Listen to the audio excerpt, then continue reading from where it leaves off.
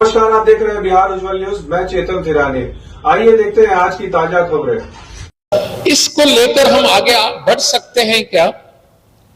क्योंकि बहुत बार ऐसा हमको लगता है, अरे अपनी पुरानी संस्कृति है, ठीक है, सब कुछ ठीक है, आज की बात कहो। आज क्या करने वाले हैं? आज का इसको क्या उपयोग है? कहां हम जाकर जाएंगे? मुझे लगता है इस दिशा में हमको सोचने की आवश्यकता है।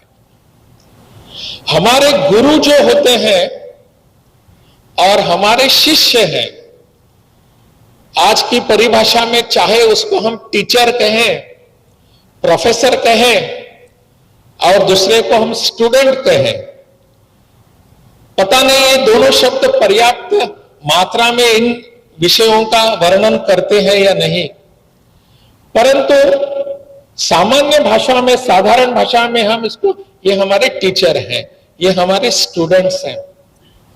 जो भी हो, गुरु हो या टीचर हो या प्रोफेसर हो, छात्र हो, विद्यार्थी हो या स्टूडेंट हो या शिष्य हो, हम दोनों को आज अगर किसकी जरूरत है वो है समर्पण भावना की।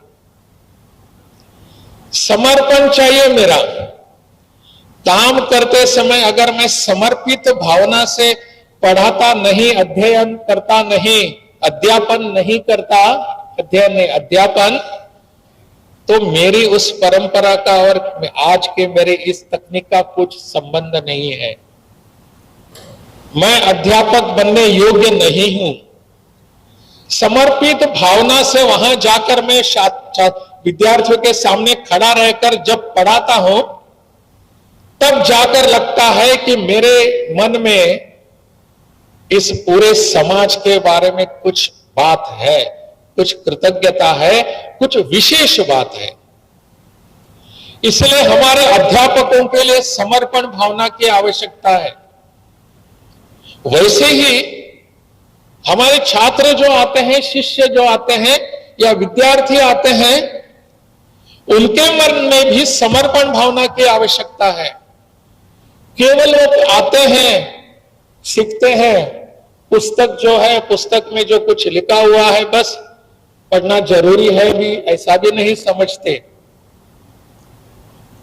अगर ऐसा है तो समर्पित भावना से अध्यापन करने वाला, सिखाने वाला वहां जो व्यक्ति है, गुरु है, वो क्या कर पाएंगे? बातें होती है किसी का वचन सत्य प्रमाण मानने के लिए।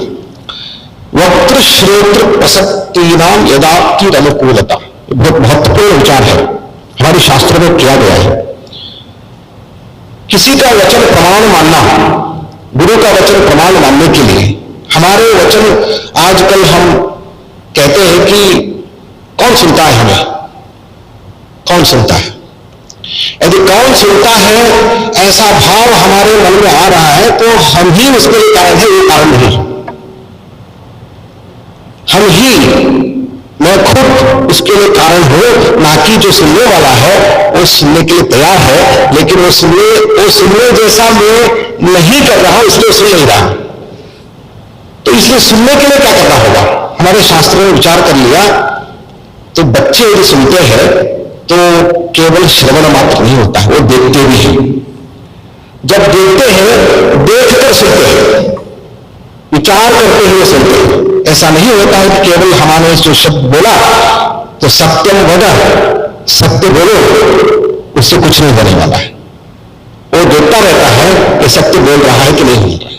यदि सत्य बोलता, जो बोल रहा है और सत्य बोल रहा है, उनको सत्य बोलो ऐसा बोलने का भी जरूरत नहीं है। क्योंकि वचन प्रमाण होने के लिए वक्ता का योग्यता जितना चाहिए, बोलने वाले की योग्यता, मान के चलिए मुझे किसी लॉ के विषय में मुझे संदेह आ गया तो मैं लॉ एक्सपर्ट के सामने जाता हूं, एक एडवोकेट के पास जाता हूं या तो किसी लॉ के एक्सपर्ट के पास जाता हूं, तो उनसे पूछता हूं इसका इंटरप्रिटेशन क्या है। क्योंकि वक्ता जानता है, लेकिन जानने मात्र से हम नहीं जानते हैं। देख लीजिए, जिसको ही हम जानते हैं कि ये जानता है, इतना मात्र से उनमें हम विश्वास नहीं करते। जो एक्सपर्टाइज है उसको पूछे, ठीक से बोलता है नहीं बोलता, वो भी देखते हैं। तो इसको केवल ज्ञान पर्याप्त नहीं होता है, वक्त श्रोत्र प्रसक्ति है। तो श्रोता और वक्ता का संबंध क्या है वो भी बहुत इंपॉर्टेंट है। मान के चलिए कि मैं किसी विषय पर किसी को बोलता हूं तो ये भी मेरा प्रिय है। ऐसे ही तमाम खबरों के लिए आप सभी बने रहिए हमारे साथ और देखते रहिए बिहार उज्जवल न्यूज। अब तक हमारे YouTube चैनल को सब्सक्राइब नहीं किया है तो जल्दी से सब्सक्राइब कर लीजिए। फेसबुक पेज को भी फॉलो कीजिए। वीडियो पसंद आए तो खूब लाइक कीजिए, शेयर कीजिए, कमेंट कीजिए। वीडियो देखने के लिए आप सभी का धन्यवाद।